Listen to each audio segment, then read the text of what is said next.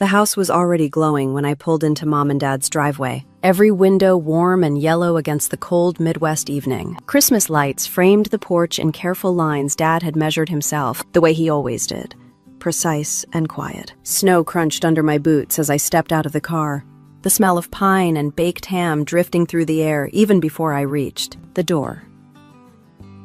I held the cake close to my chest, a simple, handmade thing wrapped in parchment and twine.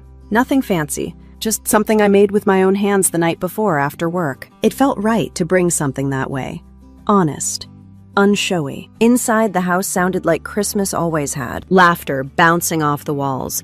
Plates clinking. Someone teasing someone else about burning the rolls. Mom's voice floated from the kitchen, warm and busy, telling everyone to wash their hands and not touch the gravy yet. The living room tree blinked softly. Ornaments collected over decades, catching the light. For a moment, standing there, brushing snow off my coat, I felt that familiar tug. I hope that maybe this year will feel normal. Maybe we could all just sit down and eat without anything breaking. Then I heard Brielle's laugh. It was loud and confident, the kind that filled a room and pulled attention toward her without effort. She was already there, of course. She always was. Living at the head of the table beside Dad, legs crossed, sweater perfectly pressed, hair done just right. She was telling a story about traffic and some client she used to have, her hands moving as she talked, everyone listening. She looked exactly like the person our family was used to being proud of. Put it together. Unbothered. Fine. I stepped fully into the room and set the cake down on the counter. The parchment was plain. No store logo, no plastic dome, just flour on the edges and the faint smell of vanilla. I saw it happen in real time. Brielle's eyes flicked to the cake, just for a second.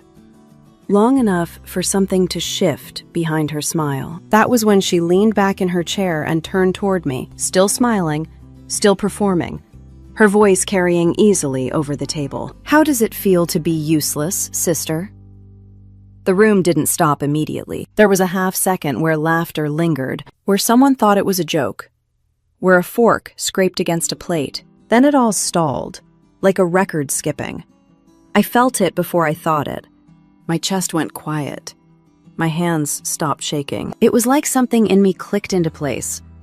I didn't feel small. That surprised me. For years, moments like that would make my stomach drop, my face burn, my mouth open with an apology I didn't owe. This time, my body went still, calm in a way that felt unfamiliar and steady. I looked at Brielle, really looked at her, at the tightness around her eyes, the way her smile waited for a reaction it expected. Before I answer, I want to pause for just a second. When you are listening to this right now, what are you doing?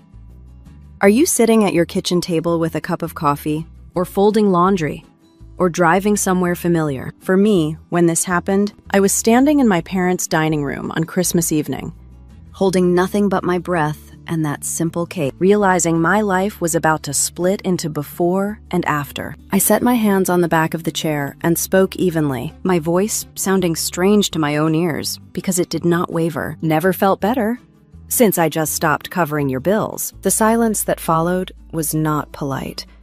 It was heavy and stunned, the kind that presses against your ears. Brielle's smile collapsed as if someone had pulled it away from her face. Across the table, Mom froze with the serving spoon still in her hand. David's eyes moved from Brielle to me, then back again, his brow furrowing like he was trying to solve a problem that suddenly had no numbers.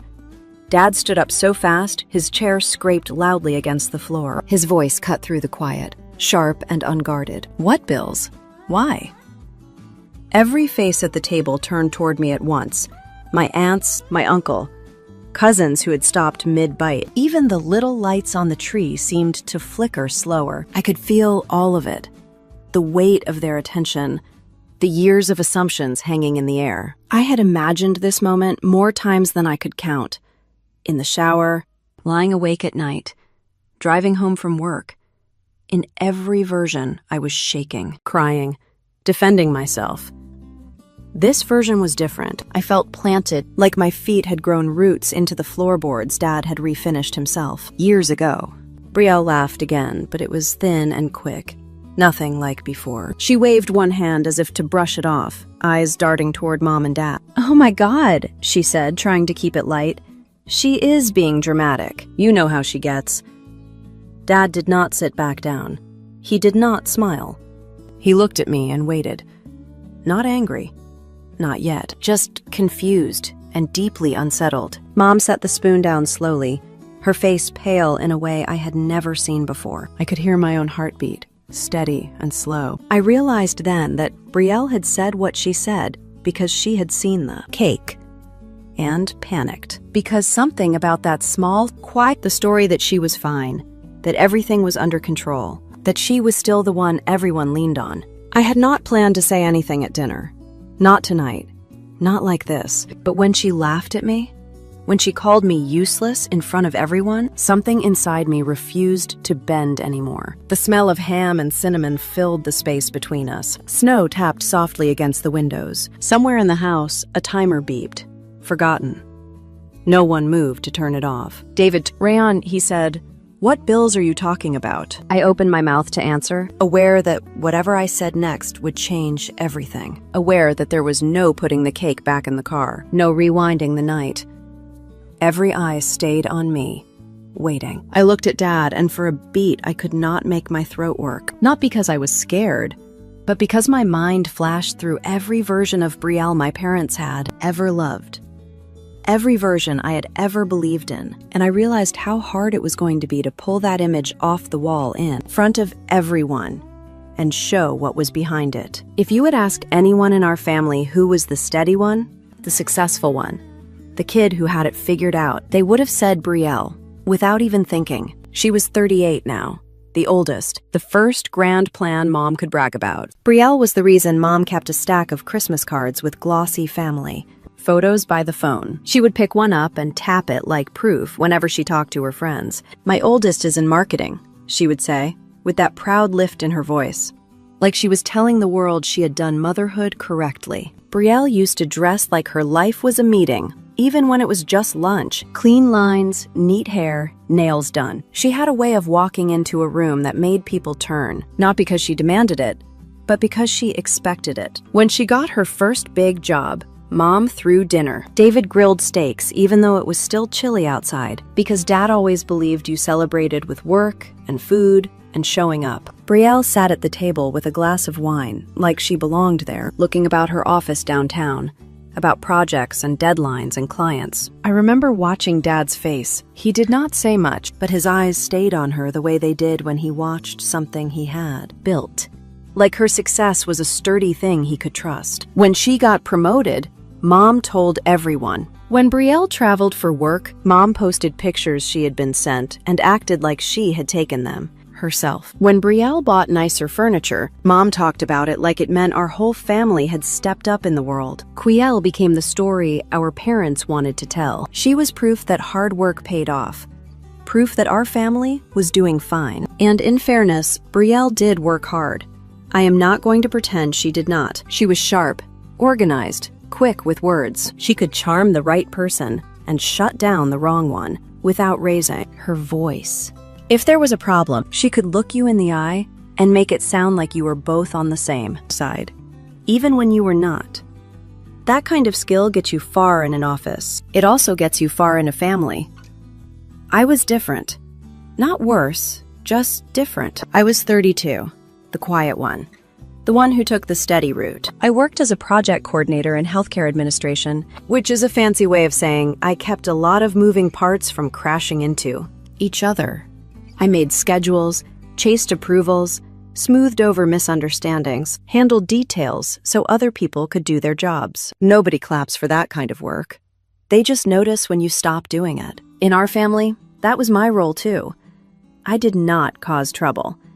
I did not ask for much. I brought what I could, and I made sure things stayed calm. When Mom got stressed, I listened. When Dad got quiet, I did not press him. When Brielle got dramatic, I gave her room, because giving her room always seemed like the safest option. There is a kind of child a family builds a story around, and there is a kind of child a family leans on.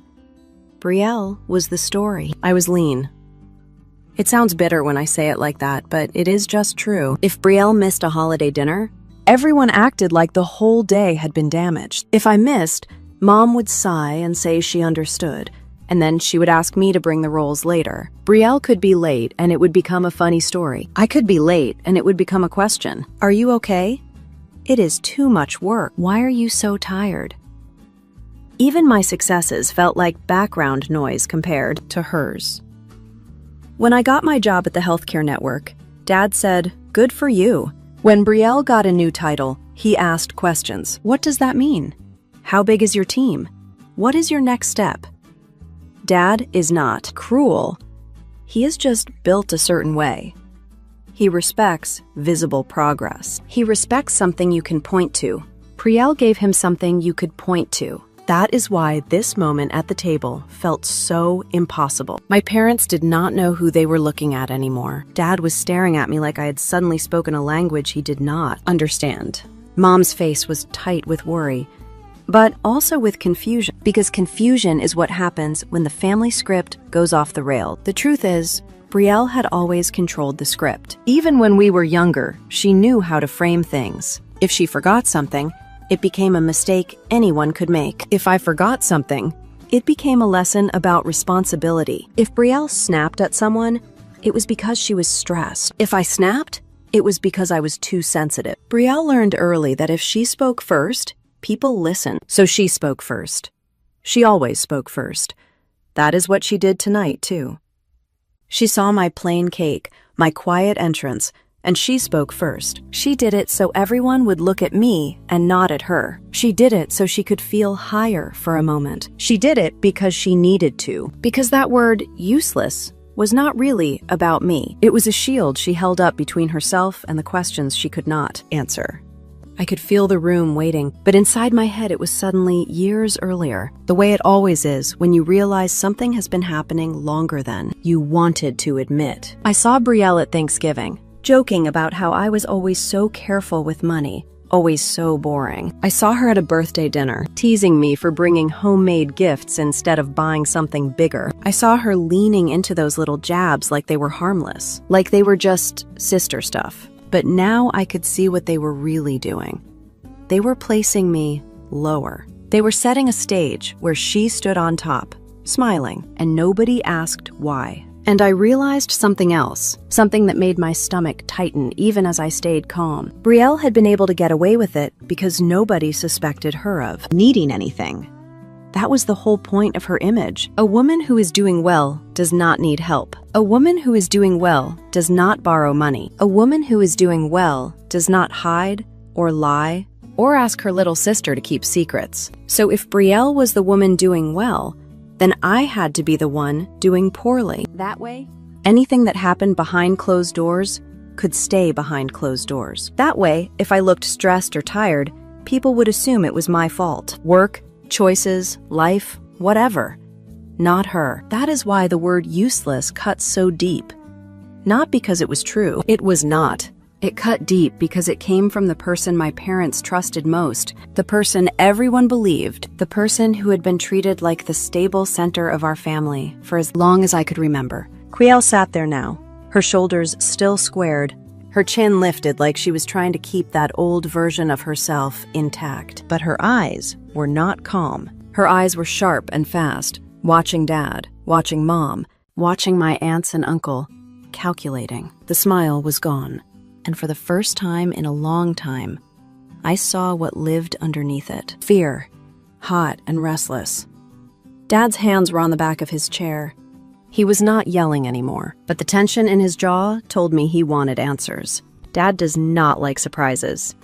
Dad especially does not like financial surprises. He came from a generation that saved, paid bills on time, fixed things instead of replacing them. He still keeps every warranty in a drawer. If a light bulb burns out, Dad replaces it immediately. Order makes him calm. Brielle was not ordered.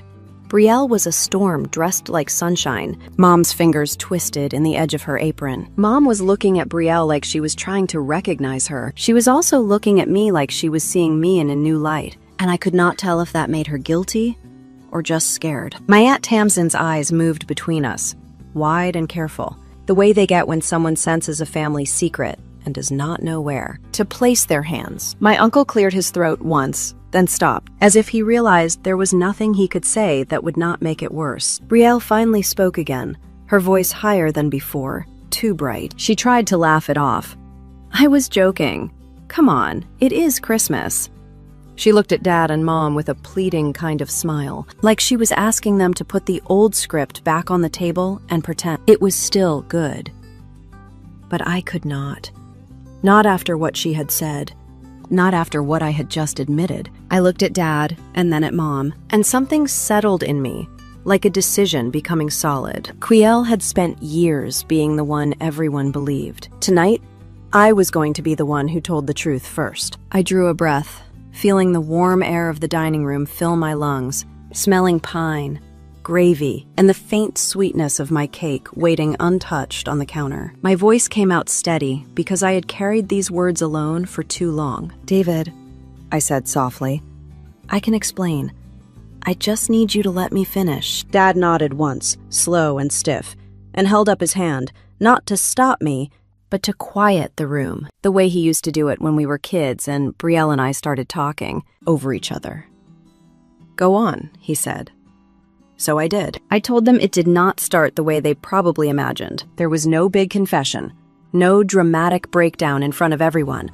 It started small, in the middle of a year when everything felt like it was slipping out of people's hands. The year when the streets went quiet, and everyone learned how fragile their world plans really were. Back in the spring of 2020, when offices shut down and the world felt like it was holding its breath, Priel called me late one night. I remember it clearly because I had just finished washing the dishes in my apartment and was standing at the sink, staring out at an empty parking lot. The phone lit up with her name, and for a second I hesitated. Triel did not usually call late. She was a planner. Calls with her were scheduled, purposeful. This felt different. When I answered, she did not say hello right away. I heard her breathing first, uneven and shaky, like she had been crying and was trying to pull herself together. Then my name came out, soft and broken in a way I had never heard from her before. I could picture her even before she spoke more. It visiting on the edge of her bed, phone pressed to her ear, shoulders hunched, eyes red. The confident voice she used so easily with everyone else was gone. She sounded small. She told me the company had let people go. She said it like it was a bad phrase she did not want to say out loud. Laid off, downsizing, restructuring. All the words people used that year to soften the same hard truth. She said her position had been eliminated. Not because she did anything wrong. She was very clear about that. It was just the economy. Just bad timing. I remember leaning against the counter, my stomach dropping, because Brielle losing her job did not fit into the picture I had of her. She was the one who landed on her feet. She was the one who always had a plan. She rushed through the rest, talking fast now, as if speed might keep the fear from catching up to her. She had some savings. She was already applying. She had contacts. This was temporary. She kept using that word.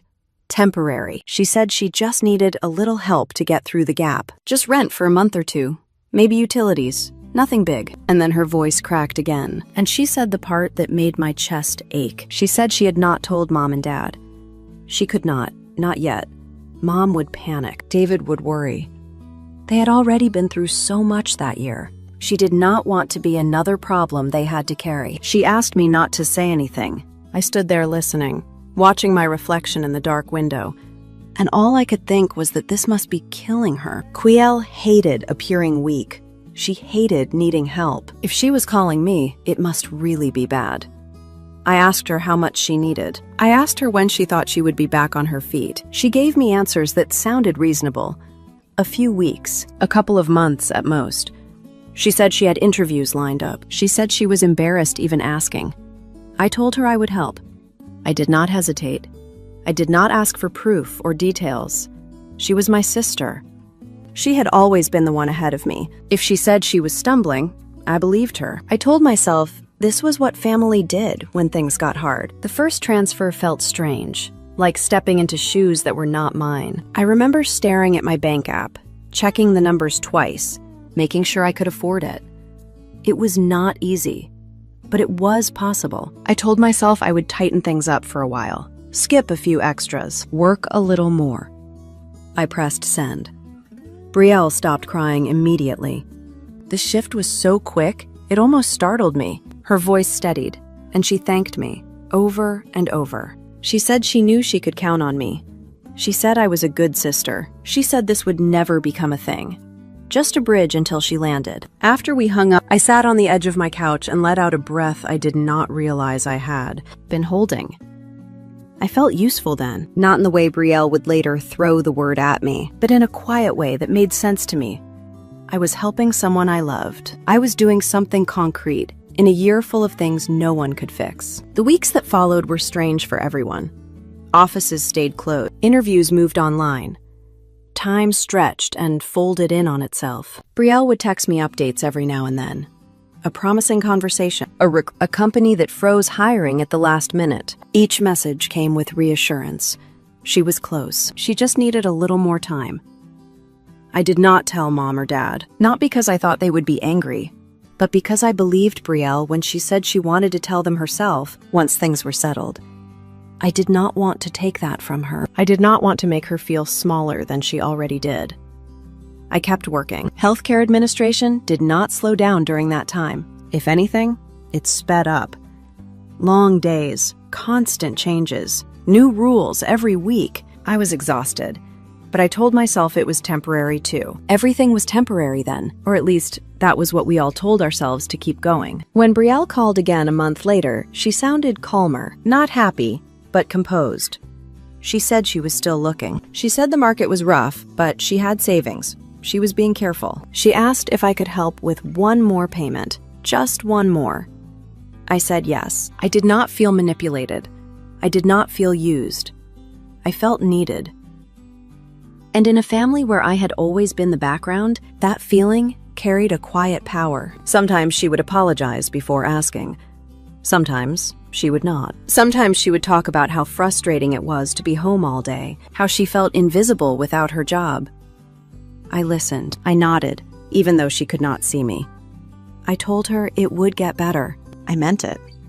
Looking back now, I can see how carefully she framed everything, how she always reminded me this was temporary, how she always emphasized that she would pay me back, how she always circled back to how ashamed she felt.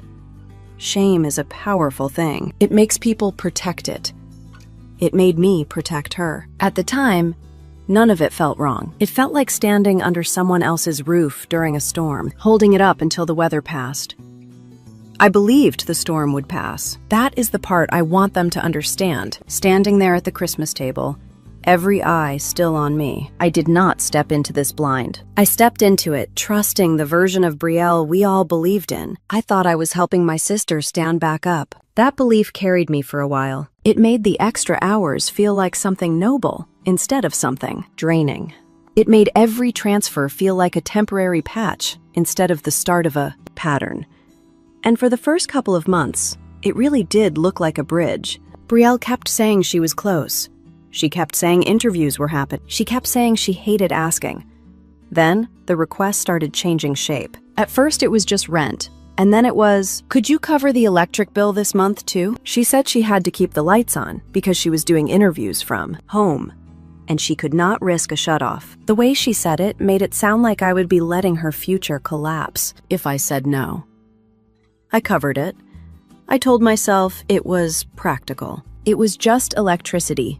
It was not forever. A couple of weeks later, she texted and asked if I could send a little extra for the internet. She said the connection in her apartment was spotty and she needed to upgrade. Her plan to stay competitive. She wrote it like a business problem, like she was still the marketing manager who could turn anything into a strategy.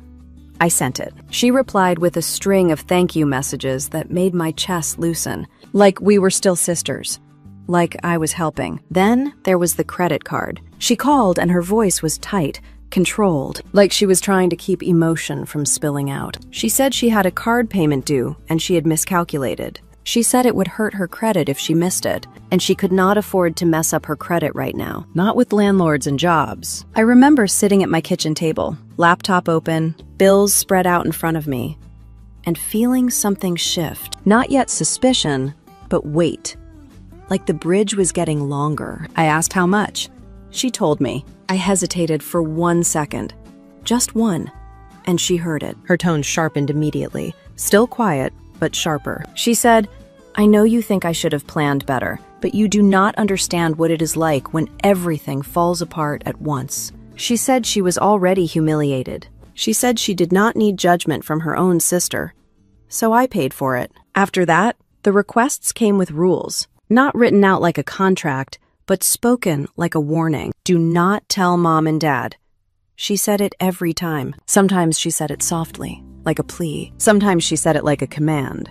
She said Mom would worry herself sick. She said Dad would look at her differently. She said they had enough on their plate. She said I am handling it. I just need time. She said I will tell them when I have good news, not when I am drowning. There was always a reason that made me feel cruel for questioning it. And there was always shame.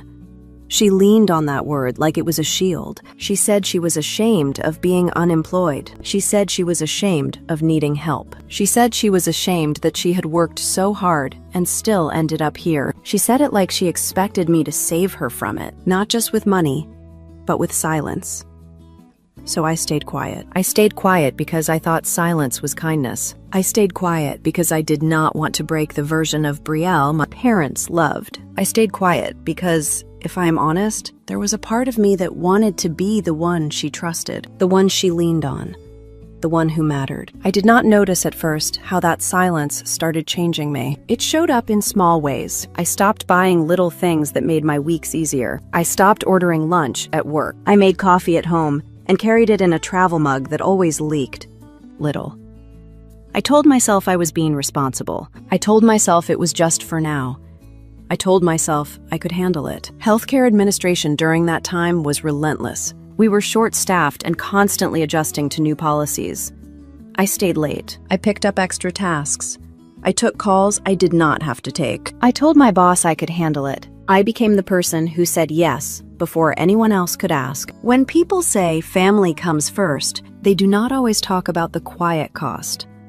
The way it creeps into your body, the way it makes your shoulders tense even when you are sitting still, the way your heart beats faster when your phone lights up. Because it could be another request, another emergency, another crisis you did not create. Brielle would call and I would answer before the second ring. If I missed a call, she would text, "Please call me back when you can," and the words would feel heavier than they should. Sometimes she would add, "It is important."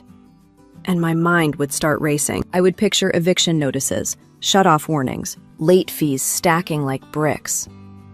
I would call back and brace myself. Half the time, it was something that could have waited, but she never let it wait. That was part of it. If everything was urgent, then I never had space to think. I tried once to create space. It was late summer, still hot outside, the kind of evening where the air sticks to you. I had just gotten home from work, shoes off, hair pulled up, standing in my kitchen, looking at the groceries I had bought carefully within a budget. Brielle called and asked about the next payment. Not rent, she said, but the utilities, plus the card, plus one more thing. She said she needed to renew something online, a subscription. She said it was necessary for job searching. I took a breath and said something I had been practicing in my head for weeks. I said, "Brielle, maybe we should tell Mom and Dad. Maybe Dad can help you make a plan. Maybe Mom would rather know than be kept in the dark. Maybe this is getting bigger than just a short gap." There was silence on her end for a moment. Then her voice changed. Not crying, not soft, cold. She said, "Do you want to ruin me?" I blinked, like I had misheard. I said, "No, of course not. I just think they would want to know." She said, "You do not understand. Dad will never look at me the same. Mom will make it about her and her anxiety, and I will have to manage that too. She said you want to make me disappointed in the family so you can feel better about yourself." That hit me like a slap. It was so unfair that my first instinct was to laugh, but my mouth stayed closed. I felt my face heat up. I told her that was not what I meant. I told her I was worried. I told her I could not keep doing this forever. Her tone softened just enough to feel like a trap closing gently. She said, "I knew you would make this about you. She said, "I am the one living it, Rayon. I am the one who has to wake up and feel like a failure every day. You get to go to work and feel stable. You do not know what it is like to watch your life fall apart." Then she sighed, like she was exhausted by me. She said, "I did not want to ask you in the first place. You offered. You said you would help." She said, "I will remember this. I will remember that when I needed you, you made me beg." I felt my stomach twist, not because I believed she was right, but because I could hear the old dynamic clicking back into place. Biel on top, framing the story. Me underneath, scrambling to prove I was not selfish. So I backed down. I told her I was sorry.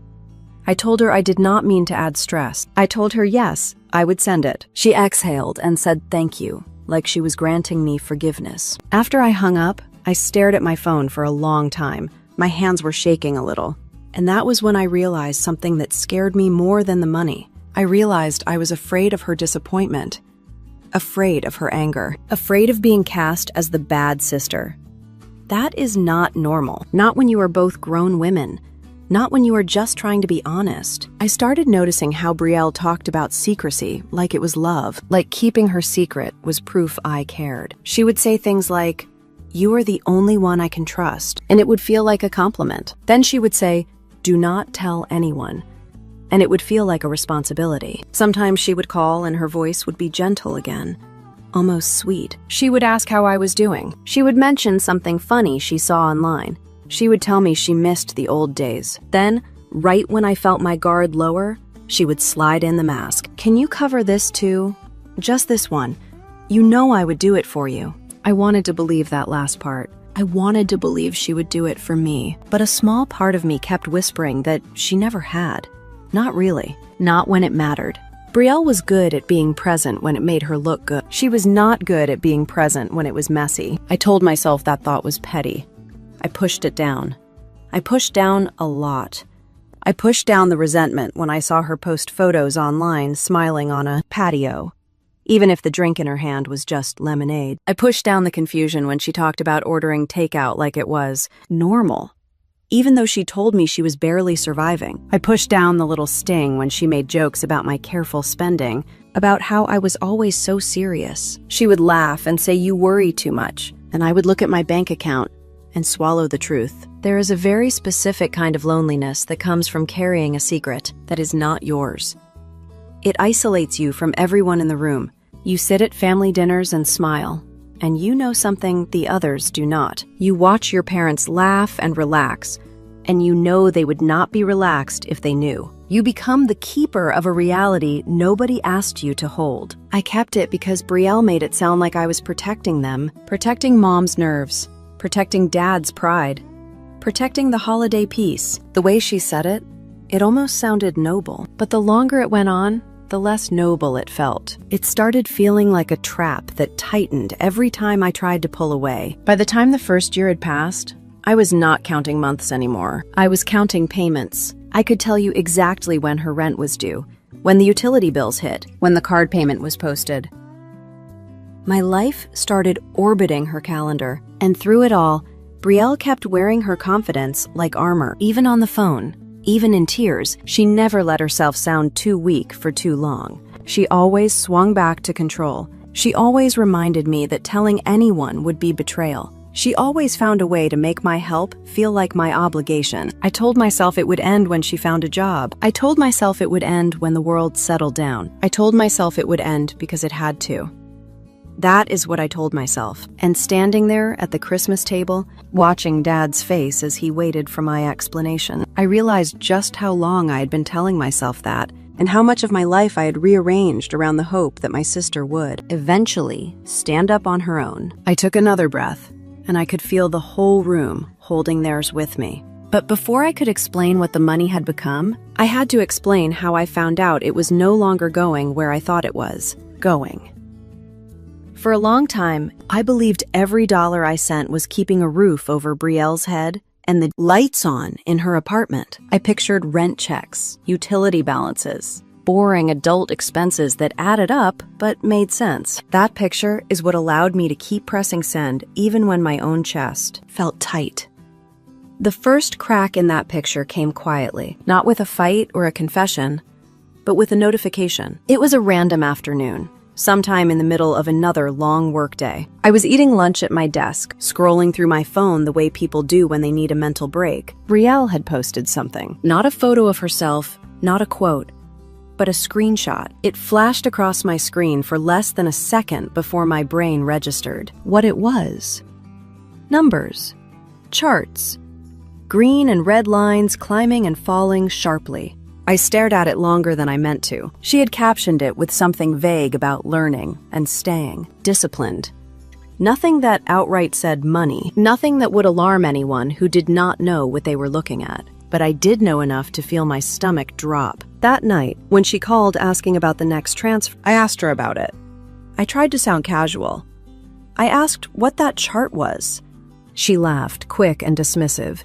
She said it was just investing. She said she had been teaching herself some things while she had time. Forex, crypto, stuff like that. She said it was smart to diversify. She said everyone was doing it. Her confidence was immediate and practiced, the same tone she used when she talked about campaigns and strategies back, when she still had her job. She made it sound responsible, progressive, almost impressive. I asked if she was putting a lot of money into it. She said no. She said just a little. She said she was careful.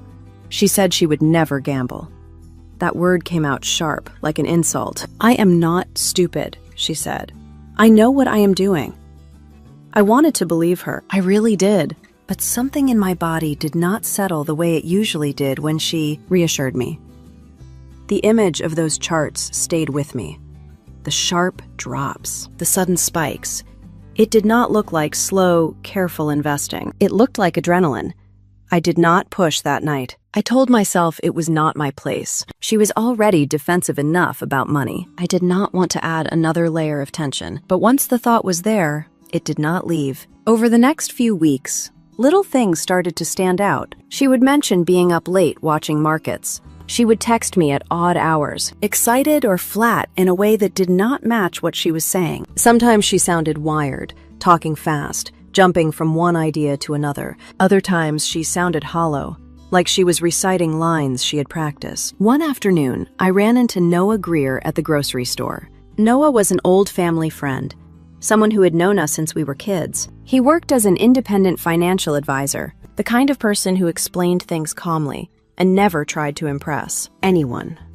We chatted about work and weather, and then, without planning to, I mentioned Brielle, just casually. I said she was between jobs and had been talking about trading online. Noah's expression changed immediately. Not alarmed, but serious. He asked what kind of trading. When I said Forex and crypto, he nodded slowly. He did not say it was evil or reckless. He said something quieter, something that stuck. He said for some people, it starts to look less like investing and more like gambling. He said the problem is not just the losses, it is the pattern. When someone loses, they feel the urge to get it back. They chase the loss. They tell themselves the next move will fix everything. He said the brain responds to wins and losses the same way it does to a slot machine. He said the market does not care how badly you need it to turn around. I drove home with his words echoing in my head. That night, when Brielle called, I asked her more directly. I asked how much she had put in. She deflected. She said I was overthinking it. She said I sounded like Dad. That stung because she knew exactly what that comparison would do to me. She knew I did not want to sound controlling. She knew I did not want to be the one lecturing her. She said this was actually good news. She said she had almost made back what she had lost earlier. She said she just needed a little more time to get it right. Lost earlier. That was the first time she admitted there had been losses. I asked her if the money I was sending was going into those accounts. She paused. Just long enough. She said no. She said not directly. She said it all blended together. She said money was money and she was managing it. She said I was focusing on the wrong thing. That was the moment fear entered the room. Not panic, not anger, but fear. The kind that settles low and cold and makes everything else feel unreliable. I realized I did not know where my money was going. I realized I was trusting someone who could not clearly explain what they were doing with it. A few days later, she called with urgency in her voice. She said there had been a bad move. She said the market was volatile. She said she could fix it, but only if she acted fast. She said she needed help to cover things until it turned back around. I asked her how much. She told me. The number made my chest tighten. It was more than usual. Not outrageous, but not small. Enough that I would feel it. Enough that I would have to shuffle things again. I told her I was worried. I told her this did not sound like just paying bills anymore. Her reaction was immediate. She accused me of not trusting her. She said if I had any idea how close she was to turning it around, I would not hesitate. She said this was the last push, the last move, the last chance. She said if I did not help her now, everything she had worked for would be gone. I could hear the edge in her voice, the desperation wrapped and confident. It was the same pattern Noah had described, unfolding right in front of me. Lose, chase, just one more. I said I needed to think. She did not like that. She said thinking was a luxury she did not have. She said hesitation was how people miss opportunities. She said I was being negative. She said she thought I believed in her. That last one landed hard. Belief has become currency. If I believed in her, I paid. If I did not, I was the enemy. I hung up and sat in the quiet of my apartment, phone in my hand, heart racing. I opened my banking app and looked at the numbers again. I looked at the savings account I had been slowly building. I looked at the credit card balance that was higher than I liked. I looked at the calendar and counted the days until my next paycheck. I told myself that if this really was the last push, then helping her one more time would actually end things. I told myself that if I did not help and she lost everything, I would never forgive myself. I told myself that family meant showing up, even when it scared you. So I sent the money. Afterward, I did not feel relieved. I felt sick. The next few weeks were a blur of updates that went nowhere. She said the market was unpredictable. She said she had almost broken even. She said things were turning around. She also said she needed help with rent again. The words almost broke me. That was when the truth finally settled into place. Heavy and undeniable. I was not helping her stabilize. I was helping her survive the consequences of something she could not stop doing. My money was not a bridge anymore.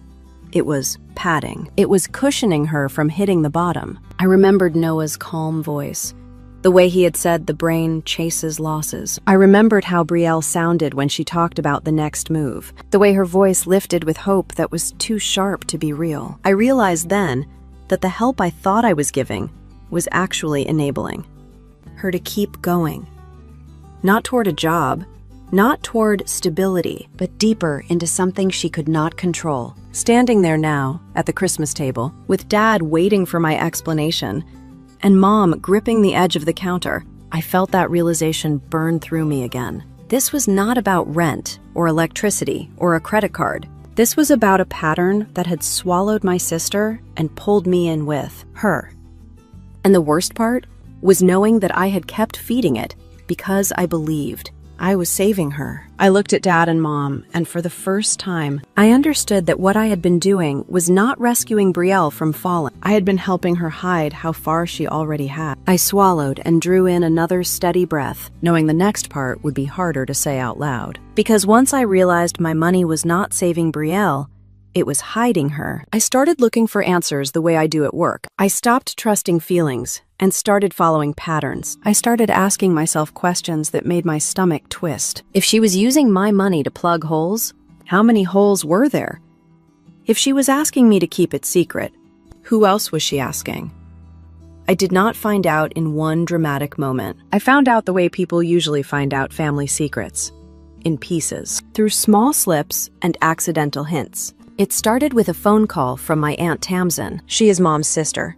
Practical, no nonsense, the kind of woman who always has paper towels in her purse and never lets anyone leave her house hungry. She called me one afternoon and asked how I was doing. Her voice had that careful softness people use when they want to say something, but do not want to make it worse. I told her I was fine. That was my automatic answer. Fine meant I was still standing. She paused and then asked, almost casually, if Brielle was doing okay. I said she was between jobs and trying to figure things out. Tamsin made a small sound, like she was weighing her words. Then she said Brielle asked me for money last month. Just a little. She said it was for rent. She asked me not to mention it to anyone because she did not want Mom and Dad to worry. My whole body went cold. Not because Brielle had asked for help, but because she had repeated the same line, the same script, the same request for silence.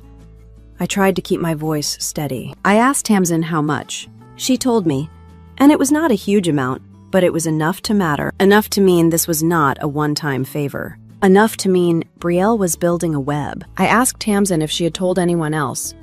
Tamsin said no. She said she felt uncomfortable, but Brielle sounded so embarrassed, so desperate. She said she did not want to cause drama. She said she figured Brielle would tell Mom and Dad when things got better. Tamsin said she did not want to take that choice away from her. I thanked her for telling me. My voice sounded far away to my own ears. When I hung up, I sat on the edge of my couch and stared at the wall for a long time. That was the moment I understood that my silence was not protecting Brielle. It was protecting whatever Brielle was doing. After that, I started noticing everything. A cousin mentioned that Brielle had been stressed lately and had asked about short-term loans. An uncle made a joke about how everyone needed a bailout these days, and I laughed like it was funny, even though my hands were sweating. Mom told me in passing that Brielle had been calling more often, sounding tired. Mom said she was worried, but Brielle always insisted she was fine. Fine. That word again. I called Brielle and asked her directly if she had borrowed money from Aunt Tamsin. She did not deny it. She did not even sound surprised that I knew. She sounded annoyed, like I had violated some agreement. She said yes, but it was not a big deal. She said Tamsin offered. She said it was just temporary. She said I should not be calling around about it, like some kind of detective. I told her I was not calling around. I told her Tamsin called me because she felt uneasy. Brielle snapped that Tamsin was dramatic. She said people always overreacted when money was involved. She said I was making her feel worse when she was already struggling. Then she lowered her voice and said the words she always said, the ones that tightened around my throat like a rope. Do not tell Mom and Dad. Please, I am begging you. I asked her why she was begging me when she should have been talking to them. She said because they would not understand. She said Dad would judge her. She said Mom would worry herself sick. She said she could handle it if everyone would just stay out of it. Stay out of it. As if it had nothing to do with me. As if I had not been carrying it for years at that point. I told her I needed honesty if I was going to keep helping. She agreed. For about a week. Then something else happened. Something that made my skin crawl with a kind of dread I had never felt before. It was a Sunday afternoon when I drove out to Mom and Dad's house to help Dad with something in the garage. Dad likes doing things himself, but he is also the kind of man who pretends he does not need help until he does. He had texted me that morning, simple and direct. Come by if you have time. I need a second set of hands. When I got there, David was in the garage, surrounded by tools and holiday storage bins. The radio was playing softly, and he had his sleeves rolled up. Mom was inside making soup, the kind of soup that always tastes like safety. I helped Dad move a heavy box, and then Dad wiped his hands on a rag and asked me how work was going. I told him it was busy. He nodded like he expected that. Then he said something that stopped me. He said Brielle asked me about my retirement account last week. My stomach dropped so fast I felt dizzy. I tried to sound casual, like it was nothing. I asked what she wanted to know. Dad frowned. He said she was asking questions about penalties and withdrawals. He said she was talking fast, like she had a lot on her mind. David said he told her not to touch retirement money unless it was an emergency. David said she told him it was an emergency, but she did not explain. I heard the blood rushing in my ears. I forced myself to breathe. I asked Dad if he had given her any money. Dad hesitated. That hesitation told me everything before he said a word. He looked away, just slightly, toward the shelves. Then he admitted he had helped her. Not a lot, he said quickly, just a bit. He said she promised she would pay it back when she got on her feet. He said she asked him not to mention it to Mom, because Mom would worry. I felt my knees go weak. I gripped the edge of the workbench to steady myself. Dad, I said, and my voice sounded strange, tight, like it was coming from someone else. How long has this been going on? Dad frowned again.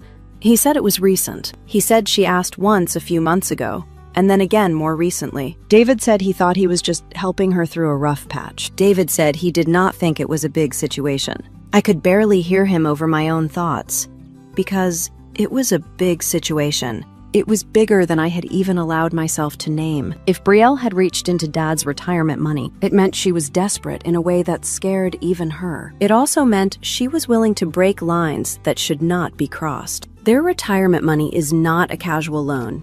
It is not a quick fix. It is the future Dad had spent decades building, with careful choices and early mornings, and saying no to things he wanted because he believed in security. I asked Dad how much.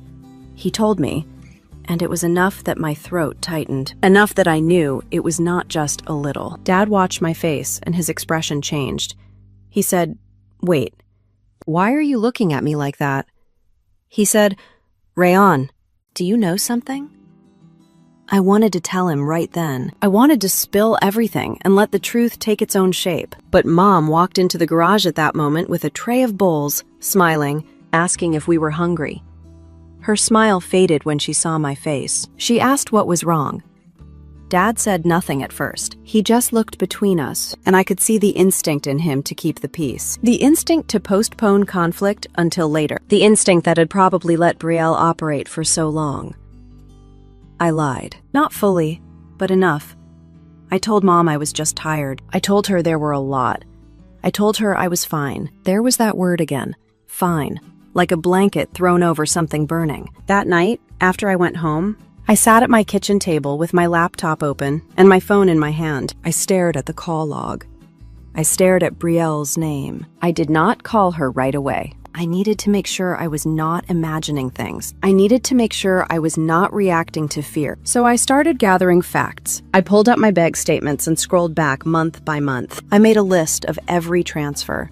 I wrote down dates. I wrote down the amounts. I compared them to messages from Brielle, to the days she called crying, to the days she acted like it was no big deal. I highlighted patterns. I circled words she used over and over. Temporary. Just this once. Do not tell Mom and Dad. I did the same thing people do when they are trying to prove to themselves that what they have lived is real. I collected evidence. Not for court, not for revenge, for sanity. Once I saw it on paper, I could not unsee it. It was not a rough patch. It was a system. Brielle would borrow from one person to cover what she owed another. She would pull from me, then from Aunt Tamsin, then from Dad, and then she would call me again. She kept each person separate, each secret isolated, so no one could see the full picture. And I realized something that made me feel both relieved and sick at the same time. I was not the only one. But I was the one she leaned on the longest, the deepest, the one she used as her foundation, while she kept her image polished for everyone else. That realization did not make me feel better. It made me feel raw, because it meant all those nights I thought I was saving my sister, she was building a ladder out of my money and climbing back onto her pedestal. It meant she could sit at a Christmas table years later and call me useless, without flinching, because she had trained herself to believe her own story. The next time Brielle asked me for money, I did not answer immediately. I let the phone ring. I watched it light up, and I felt something new rise in me. Not guilt, don't panic. Anger, quiet, and clean. When I finally called her back, I asked her one question. I asked her how many people she had borrowed from. She got quiet. Then she laughed. That thin laugh she uses when she feels cornered. She said, "Why are you asking that?" She said, "You are acting like I am some criminal." I told her I knew about Aunt Tamsin. I told her I knew about Dad. Her voice snapped sharp. She said, "You had no right to talk to Dad." She said, "You were trying to turn them against me." She said, "You were jealous." She said, "You always hated that I was the one they were proud of." My hands shook, but my voice stayed steady. I told her this was not about pride. I told her this was about truth. She said the thing she always said when she was losing control. She said, "Do not tell Mom. Do not tell Dad. You will ruin everything." And that was the moment I understood exactly what everything meant to her. Everything was not our family. Everything was her image. After that call, I opened a folder on my computer and named it for what it was. I started saving screenshots. I started saving bank statements. I started writing a timeline in plain language, month by month, payment by payment, request by request. I did not do it because I wanted to punish her. I did it because I could feel myself slipping into that old fog where I questioned my own reality. I did it because I knew if I did not anchor the truth somewhere solid, VL would rewrite it. And I would end up apologizing for something she had done. So standing at the Christmas table now, with Dad still staring at me, and Mom frozen near the counter, I knew I was not just holding my own story in my hands. I was holding the first clear map of how far my sister had gone, and how many people she had pulled down with her. I swallowed again, then looked at Dad, and nodded once, as if I was nodding to myself. I have receipts, I said quietly, and I can show you all of it. But the truth was, the decision to stop did not begin at that Christmas table. It began weeks earlier, on an ordinary weekday that almost cost me my job. I had been running on fumes for months by then, sleeping lightly, waking up already tired, checking my phone first thing in the morning, not for messages from friends or news, but to see if Brielle had texted. My body had learned to brace itself before my mind even caught up. Work had not slowed down. If anything, it demanded more from me. New procedures, constant meetings, deadlines stacked on top of each other. I used to pride myself on being steady, reliable, the one people could count on. Somewhere along the way, that steadiness started cracking. The first sign came during a team meeting. I was supposed to present a summary I had worked on for weeks. I stood there, staring at the screen, and for a few seconds, my mind went completely blank. Not nervous, empty, blank, like the words had evaporated. My manager looked at me, confused. Someone cleared their throat. I apologized and stumbled through it, but I could feel the shift in the room. The unspoken question, "Are you okay?" Later that day, my manager asked me to step into her office. She closed the door gently and asked if everything was all right. She said I seemed distracted lately. She said she valued my work, but she needed a present. I nodded and said, yes, of course. I was just tired. I said things had been busy at home. She looked at me for a long moment, then said something that scared me more than any argument with Brielle ever had. She said, I do not want to lose you, but I need you to take care of yourself. Take care of yourself. I almost laughed. I did not even know what that meant anymore. That night, Brielle called. I saw her name light up on my phone while I was sitting on my couch, shoes still on, staring at nothing. For a second, I considered not answering. I considered letting it go to voicemail. I did not. Habit is a powerful thing. Her voice did not panic this time. It was flat, businesslike. She told me she needed money again. She did not ask how I was. She did not apologize. She told me the amount and the deadline, like she was reading off a list. I felt something inside me harden. I asked her what it was for. She sighed, irritated. She said, why does it matter? She said, money is money. She said I was overthinking again. I told her I was struggling. I told her work was on the line. I told her I could not keep doing this. There was a pause. Then she said the sentence that finally broke whatever loyalty I had left. She said, well, I guess I just assumed you would figure it out. You always do. There was no gratitude in her voice. No shame. Just expectation. That sentence landed heavier than all the guilt trips combined because it revealed something I had been refusing to see. She was not afraid of losing my help. She was confident she would not. I told her I could not send anything right now. She laughed, not a nervous laugh, a sharp one. She said, do not be dramatic. She said, you have a job. You will be fine. She said, I need this more than you do. I could hear my own heartbeat in my ears. I told her I needed time to think. She snapped that thinking was not an option. She said if I did not send it, things would get bad. She said I would regret it. Something in me went very still. I realized that I had been afraid of her anger for so long that I had never stopped to ask myself why. Afraid of what, exactly? Her disappointment? Her words? Her withdrawal? None of those things could actually harm me, unless I let them. I ended the call. Not with a fight, not with a speech, I simply said I could not do this anymore and hung up. My hands were shaking, but my chest felt lighter than it had in years. She texted immediately. Then again. Then again. The messages shifted quickly. First confusion, then the accusation, then guilt. She said she could not believe I would do this to her. She said I was abandoning her. She said she would remember this. I did not respond. That night, I slept for almost 8 hours straight for the first time in months. When I woke up, the world felt quieter. The next few days were awful and clarifying at the same time. Brielle tried every angle. She called. She texted. She sent long messages about betrayal and short ones about emergencies. She alternated between cold and pleading. When I did not respond, she escalated. She mentioned Mom and Dad. She said they would be disappointed in me if they knew. She said I was selfish. She said I had changed. She was right about one thing. I had changed. I stopped checking my phone every 5 minutes. I started focusing at work again. I took a full lunch break and actually ate. I went home on time. I felt the fog in my head begin to lift, slowly, but with the relief came fear. Not of Brielle, but of what would happen when the truth finally came out. Because I knew it would. Secrets like that never stay buried. They rot. They leak. That is when I started preparing.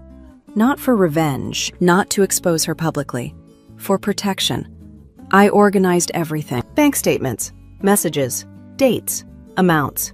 I wrote out a timeline that showed how it had grown from 1 month of rent into years of support.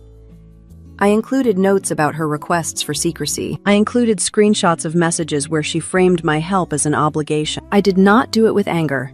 I did it with clarity. I told myself that if anyone ever asked me why I stopped, I would not have to scramble for words. I would not have to rely on memory that could be twisted. I would have the truth, plain and unembellished. As Christmas approached, the tension thickened. Brielle stopped calling me directly and started acting normal in the family group chat. She sent cheerful messages. She joked. She posted pictures online that made it look like she was doing just fine. I knew what that meant. She was shoring up her image, getting ahead of the story. When Mom called to confirm plans for Christmas dinner, I felt a knot form in my stomach. I knew I could not keep pretending. I also knew I could not force the truth out in a private conversation where Brielle could rewrite it later. I did not plan a confrontation. I did not rehearse speeches. I just knew that when we were all in the same room, something would give. On the drive to Mom and Dad's house that night, with the handmade cake on the passenger seat and the folder of documents in my bag, I felt strangely calm, like someone who has already crossed the hardest line. I did not know exactly what would happen, but I knew this. Christmas dinner was going to be the moment everything Brielle had built on. Silence finally met the light. And once it did, there would be no going back. The light was already there, warm and bright in Mom and Dad's dining room, bouncing off the polished wood table and the crystal dish Mom only brought out on holidays. It made the whole scene look almost too pretty for what was happening. Twinkling tree in the corner, candles on the sideboard, plates lined up like a postcard, and in the middle of it, Dad standing with his chair pushed back, Mom frozen near the counter, and her face turned toward me like I was the one who had shattered something sacred. Dad's voice was still hanging in the air. What bills? Why? Brielle sat very still, hands folded too neatly in her lap, like she could hold herself together by force. Her eyes were fixed on me, sharp and warning, but I did not look away. I had lived too long under that look. I reached into my bag slowly. I did not want to move fast. I did not want anyone to think this was a stunt, or that I was enjoying it. I pulled out a plain fold, the kind you buy in a pack at the office supply store, and placed it on the table in front of Dad. The sound of it landing was small, but in that room, it felt loud. Dad looked down at it like it might bite him. Mom's hand pressed against the counter. Aunt Tamsin's mouth parted slightly, as if she wanted to speak, but could not find a safe way in. My uncle shifted in his chair. Someone's fork clinked against a plate. Forgotten. I kept my voice calm on purpose. Not cold, just steady. I had learned the hard way that if you sound emotional, people hear emotions instead of facts. I said it started in the spring of 2020, when Brielle lost her job and did not tell you. I said she called me and asked for help. just temporary, and she asked me not to tell Mom and Dad because she was ashamed and did not want anyone to worry. Mom made a small sound like she was going to interrupt, but she stopped herself. I continued. I said I helped because I believed her. I said it started with rent, then electric, then the internet, then credit cards. I said the request did not stop when a month passed. They became a habit. Dad's face tightened. He did not blink. Adam is not a man who cries easily, but he does have a look that appears when something hits him in the deepest place. It is the look of a man realizing the rules he lived by do not apply to them. Room he is standing in. Brielle gave a short laugh, trying to cut through my words. She said this is ridiculous. She said I am exaggerating. She said it is Christmas. She said I am making a big deal out of nothing. I did not argue with her. I did not trade insults. I did not raise my voice. I simply slid the folder toward Dad and told him to look. Dad hesitated for 1 second, like he was hoping this would go away if he did not touch it. Then he opened it. Inside were printed statements, transfers highlighted, pages labeled with dates, and a simple timeline I had typed out in plain language. I had not decorated it. I had not added dramatic words, just the facts, month by month, request by request, amount by amount. Notes about what she said each time. Notes about the condition that always came with it. Do not tell Mom and Dad. David's hands trembled slightly as he held the first page. He read it slowly. The room stayed silent except for the faint hum of the heater and the distant sound of Christmas music from the living room. Mom leaned forward, her eyes scanning the pages from her spot by the counter. She did not touch anything yet, but her face changed as she recognized the pattern. You can always tell when Mom is counting in her head. Her lips pressed together and her eyes narrow. She was counting. Aunt Tamsin stood up without speaking and moved closer to the table, as if her body needed to see what her ears were hearing. She looked down at the highlighted lines and then up at Brielle, and something in her expression hardened. Dad looked up at me. His voice was quieter now. He asked how long. I told him it went on for years. I did not use a number. I did not need to. The pages already said it. Dad's eyes flicked to Brielle. He asked if it was true. Brielle's cheeks flushed. She lifted her chin and tried to sound offended. She said people help each other. She said I offered. She said I am acting like a victim because my life is boring and I need attention. Mom stepped forward then, finally leaving the counter. Mom's voice was shaky but sharp. She asked Brielle if she lost her job. She asked why she did not tell her. She asked why she let her believe everything was fine. Brielle rolled her eyes. She said, I did not want to stress you out, Mom. She said you worry too much. She said you would have made it worse. Mom flinched as if she had been struck. It was a small flinch, but I saw it. Mom hates being told she is the problem. She hates it because she fears it might be true. Da held up one page and frowned. He pointed at a line and asked what this was. He asked about a payment labeled as an emergency credit card bill. He said he thought Brielle's job covered that. He said he thought she had savings. Brielle's eyes darted. She said I had savings. She said I was just trying to be careful. She said things were complicated. Dad turned another page. His jaw tightened. He asked me why he did not know. That question pierced me, even though I had expected it. I told him the truth. I told him Brielle begged me to keep it secret. I told him she said she was ashamed. I told him she said Mom would panic. I told him she said Dad would judge her. I told him she said it would ruin everything. Dad stared at Brielle as if he was seeing her for the first time. Brielle tried to smile again, but it looked wrong on her face. She said I said those things because I was stressed. She said Rayon takes everything so personally. She said she always has. I did not react. I simply turned to Aunt Tamsin and asked her, in a gentle voice, if Brielle had borrowed from her. Aunt Tamsin did not hesitate. She said yes. She said Brielle called crying and said she was embarrassed and asked her not to mention it to anyone. She said she thought it was a one-time thing. Brielle's head snapped toward her. Her eyes widened as if she could not believe Tamsin would speak. She said, how could you? She said, I told you not to. Aunt Tamsin's voice stayed calm, but her face was set. She said I did not tell anyone because I was trying to respect you. She said I did not know you were doing this to multiple people. She said I did not know you were using the same line on all of us. A murmur moved through the room, low and unsettled. One of my cousins, Kelsey's age, shifted and asked quietly if that was why Brielle had texted her last year. She said Brielle asked if she could borrow money and promised it would be paid back soon. She said she did not do it, but she remembered the message because it felt off.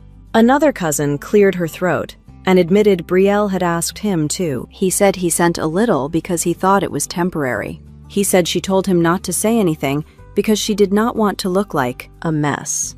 The words kept coming out in pieces, like a puzzle assembling itself in the air. Each person realizing they were not the only one. Each person realizing the secrecy was not about protecting the family. It was about keeping us from comparing notes. Mom's hand went to her mouth. She looked from face to face like she was watching the floor drop away. David lowered his gaze to the papers again, scanning faster now, as if his mind was finally allowing him to see what his heart did not want to accept. Brielle's voice rose. She said, "You are all ganging up on me." She said, "You do not understand what it is like to lose everything." She said, "You think you are so perfect." No one answered her right away. The silence did it for us. It was the kind of silence that says, "You have used up the room's patience." David turned another page. His hand stopped. He froze. I saw it before he spoke. His eyes locked on a section I had been avoiding even in my own mind. A note about a conversation in the garage. A withdrawal. A loan. Money that was not supposed to be touched. Dad's voice was low and strange, like it hurt him to force the words out. He asked about retirement money. Mom's head jerked up. She looked at Dad, confused. She asked what he meant. She said, "What retirement money?" Dad did not look at her at first. He kept staring at Brielle. He asked Brielle if she had taken money from their retirement. Brielle's face went pale for a second. Then she recovered fast. She said, "Taken is a strong word." She said Dad offered. She said it was just a loan. She said she was going to pay it back. Mom's eyes went wide. Mom stepped closer to the table so quickly her chair scraped. She asked Dad if it was true. She asked if he had given Brielle money from retirement. Dad's mouth tightened. He did not like admitting he had been fooled. David hates looking careless. But he nodded. Mom's hand flew to her chest. Her eyes filled immediately. Not dramatic tears, but the kind that appear when something deeply held is threatened. Greetings was not just money to Mom. It was safe. It was the future. It was the promise that after all the years of working and saving and budgeting, they would not be a burden. Mom's voice cracked. She asked Brielle how she could do that. She asked how she could take their future and gamble with it. Brielle flinched at the word gamble. She said, "I did not gamble." She said I was investing. She said I was trying to fix things. She said I was trying to get back on track. Dad's eyes narrowed. He asked what she meant by investing. Brielle's lips pressed together. She looked at me like she wanted me to keep quiet, like we were still in that old agreement. Like I was still her keeper. I did not look away. I said she has been trading, Forex and crypto. I said she told me she could make it back. I said she kept saying it was the last push. The room went so still, I could hear the faint crackle of the fireplace in the other room. Mom's face twisted in pain and disbelief. She whispered to Brielle, "Please tell me you did not." Brielle's eyes flashed with anger. She said, "You are making me sound like some addict." She said, "You are all acting like I am evil." She said I was desperate. Dad's voice hardened. He asked how much she lost. Brielle did not answer. Dad asked again, louder this time. He demanded a number. Brielle's mouth opened, closed. Her throat moved as she swallowed. She still did not answer. That silence was an answer all by itself. Mom's legs seemed to give slightly. She grabbed the back of a chair to steady herself. I stepped toward her instinctively, but she shook her head as if she needed space. Mom's face was wet now, tears slipping down without her noticing. Dad's shoulders slumped, then squared again. David is a man who reacts to pain by trying to solve problems, but there was nothing to solve at that moment. There was only a truth that had already happened. He turned the folder toward me and asked if I had more. I nodded. I said I had bank statements and messages. I said I had a timeline. I said I was not sharing it to embarrass anyone. I said I brought it because I could not keep carrying it alone, and I could not. Let Brielle rewrite the story later. Quielle stood up suddenly, her chair scraping loudly. She snapped that I was doing this on purpose. She snapped that I wanted to ruin her in front of everyone. She snapped that I was jealous. Her voice shook at the end, and that was the first crack that felt real. Not her practiced anger, not her sarcasm. Fear. Aunt Tamsin spoke again, calm and firm. She said this is not jealousy. She said this has consequences. Brielle pointed at her, shaken. She said you do not get to talk. She said you do not know what it is like to be under pressure. My uncle finally spoke, his voice low and disappointed. He said, Brielle, you asked me for money too. He said you promised you were just trying to cover bills. He said you promised you would pay me back. Brielle's eyes darted around the table like a trapped animal. Da held up his hand, not to silence us, but to stop Brielle from spinning. He told her to sit down. He told her he was not done. Brielle hesitated, then sat, but her posture was rigid. Her hands clenched and unclenched in her lap. Dad looked at the papers again, then at me. His voice softened slightly, not in approval, but in regret. He asked me, "Why didn't you tell me earlier?" That question stung in a different way now, because I could see he meant it. He was not accusing me. He was accusing himself. He was picturing all the moments he had praised Brielle, all the times he had taken her confidence as proof she was okay. I answered honestly. I said, because she told me not to. I said, because I thought I was protecting you. I said, because I was ashamed too. I said I did not want to be the reason the family fell apart. Mom let out a small sob, and for a second I thought she might collapse. Then she straightened, and her face changed. Her eyes focused on Brielle with a steadiness I had not seen from her in years. Mom asked Brielle one simple question. She asked why she called Ryan useless when she had been living off her. Brielle's mouth tightened. She said, I did not mean it like that. She said it was a joke. Mom shook her head slowly. She said that is not a joke.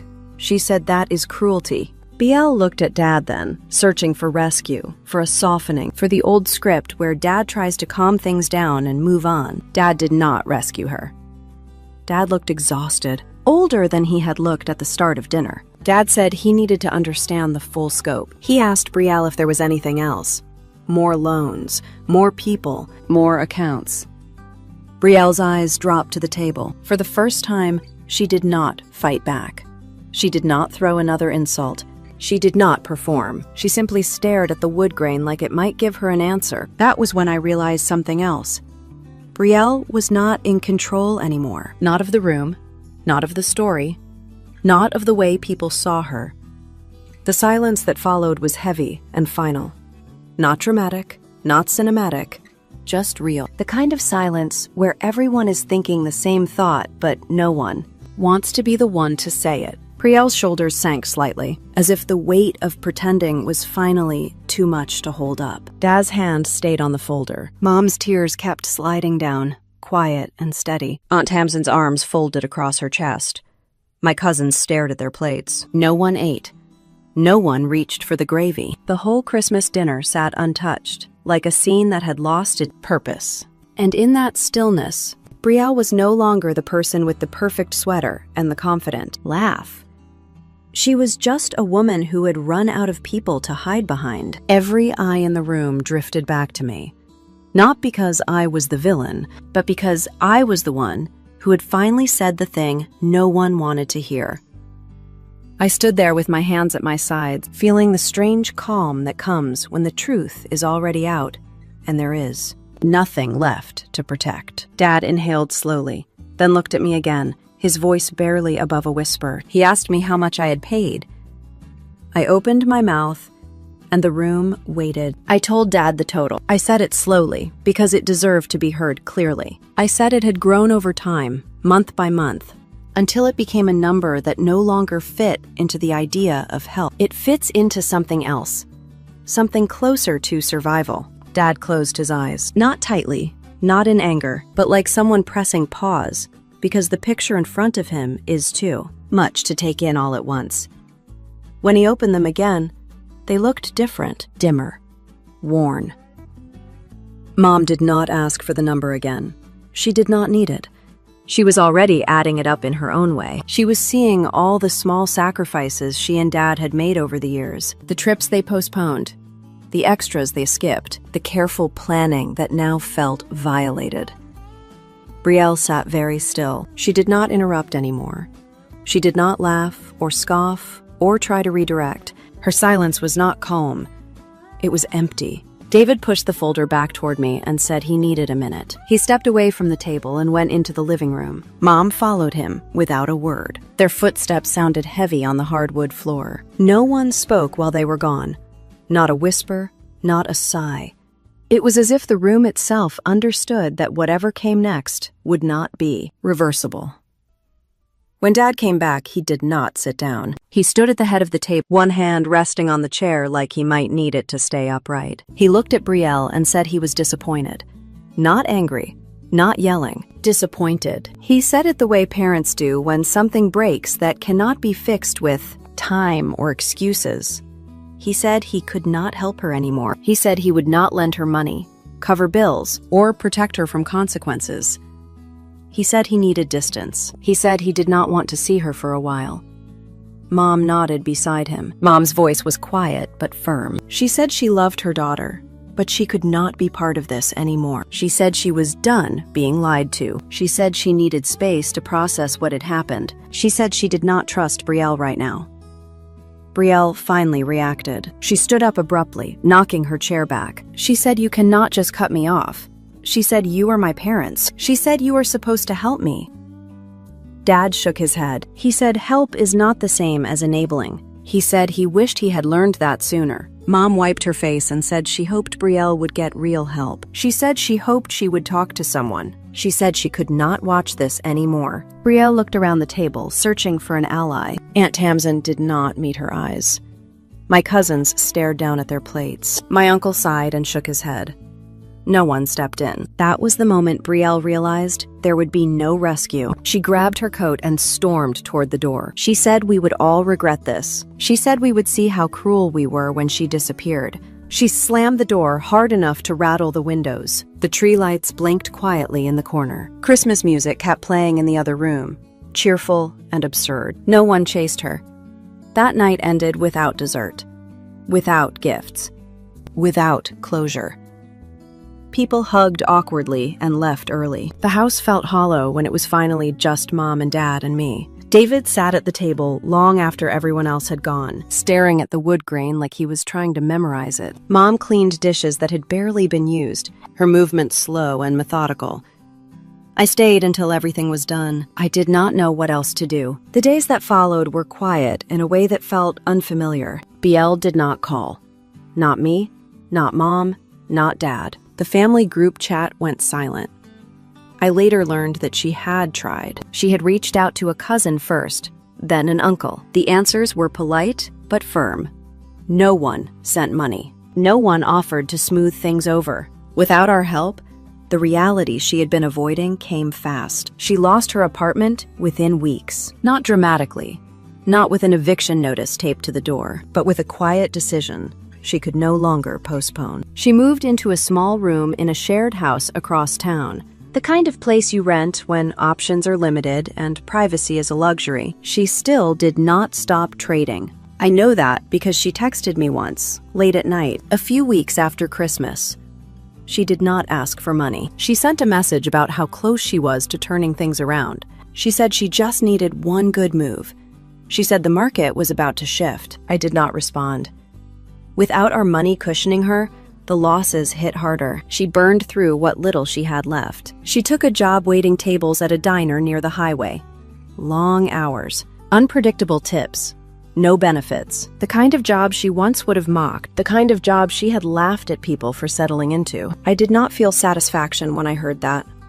I felt sadness, not the soft kind, but the heavy kind that sits in your chest and does not move. Mom and Dad did not go looking for her. They did not call to check in. They did not send money quietly behind the scenes. Dad said he needed to protect what was left of his peace. Mom said she needed to grieve the daughter she thought she had. That distance was the hardest consequence of all. I did not ask Brielle to pay me back, not because I did not deserve it, but because I did not want my life tied to hers anymore. I did not want my future anchored to her recovery or her failure. I sent her one message, just one. I told her I was not sending money anymore. I told her I hoped she would get help. I told her I loved her, but I was done rescuing her. She replied with anger first, then with silence. That silence stretched into weeks, then months. At first, it felt strange not being needed. My phone felt lighter in my hand. My days felt longer. I noticed how much space had been taken up by waiting for the next call, the next crisis, the next guilt trip. Without that noise, I could hear my own thoughts again. I focused on work. I slept. I started saving again, slowly, carefully. I said no to overtime I did not need. I said yes to rest. Mom and Dad started rebuilding too. Not financially, but emotionally. Dad took walks in the evening. Mom joined a community class. They did not talk about Brielle much. When they did, it was brief and careful. The absence lingered, but it no longer ruled the house.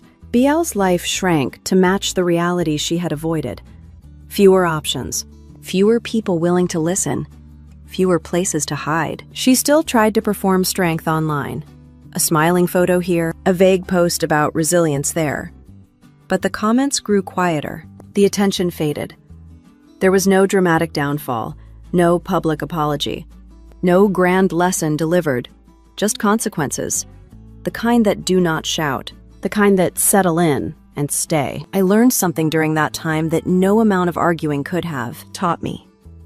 Karma does not need revenge. It does not need spectacle.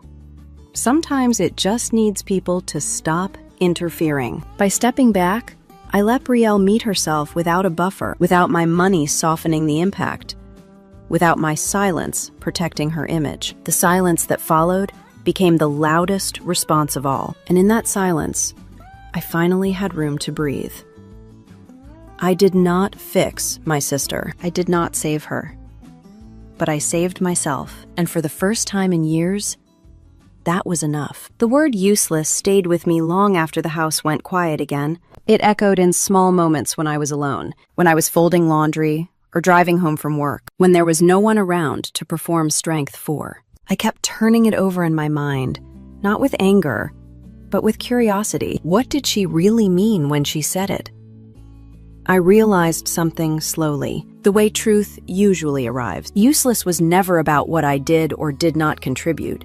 It was a label, a tool, a way to keep me small enough to stay, helpful enough to keep giving, quiet enough to never question the role I had been assigned. As long as I believed I was useless, I would keep trying to prove otherwise, with money, with silence, with loyalty that cost me more than it should have. Once I stopped believing it, the whole structure collapsed. Life after that Christmas did not become perfect.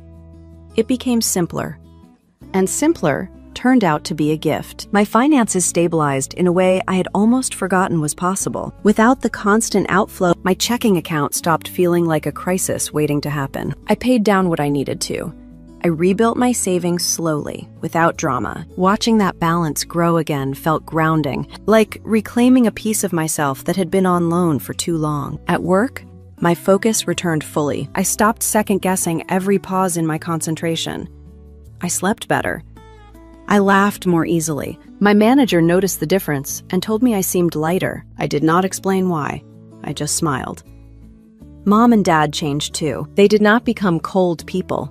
They became clearer ones. They stopped making excuses for behavior that hurt them. They stopped smoothing over problems just to keep the peace. It was not easy for them, especially for Mom, who had spent most of her life believing love meant sacrifice, no matter the cost.